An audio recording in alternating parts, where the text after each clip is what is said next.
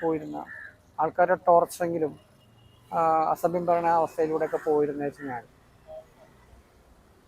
എനിക്ക് ജീവിക്കണം എന്നുള്ളൊരു പോസിറ്റീവ് മൈൻഡ് വന്നൊരു കാലഘട്ടമുണ്ട്. ആ കാലഘട്ടത്തിലാണ് ഞാൻ എൻ്റെ ആഗ്രഹങ്ങൾ എഴുതിയിടാൻ തുടങ്ങി. 2013 ഞാൻ സ്വന്തമായി വീട് വെക്കും എഴുതിയിട്ടുകൊണ്ട് കാര്യമില്ല. എല്ലാ ദിവസവും വായിക്കണം. ഈ ആഗ്രഹം നമ്മൾ തിളക്കണം. അടുത്തത് ഡേറ്റ് എഴുതിയിട്ടില്ല. വിദേശ രാജ്യങ്ങളിൽ ഞാൻ സഞ്ചരിക്കും എന്നെഴുതിയിട്ട്. അതെങ്ങനെ സഞ്ചരിക്കുമെന്ന് എനിക്കൊരു ഐഡിയ ഇല്ല. പക്ഷെ അതിൻ്റെ ഒരു ആഗ്രഹമായിട്ടാണ് എഴുതിയിട്ട്. കുറേ ജോലിക്കാരുള്ള ഒരു സ്ഥാപനത്തിൻ്റെ MD ആവുമെന്ന് എഴുതിയിട്ട്. ഇതെല്ലാം ഞാൻ എഴുതിയിട്ടതാണ്. ഈ എഴുതിയിട്ടതെല്ലാം ഞാൻ ധ്യാനിക്കുമല്ലോ.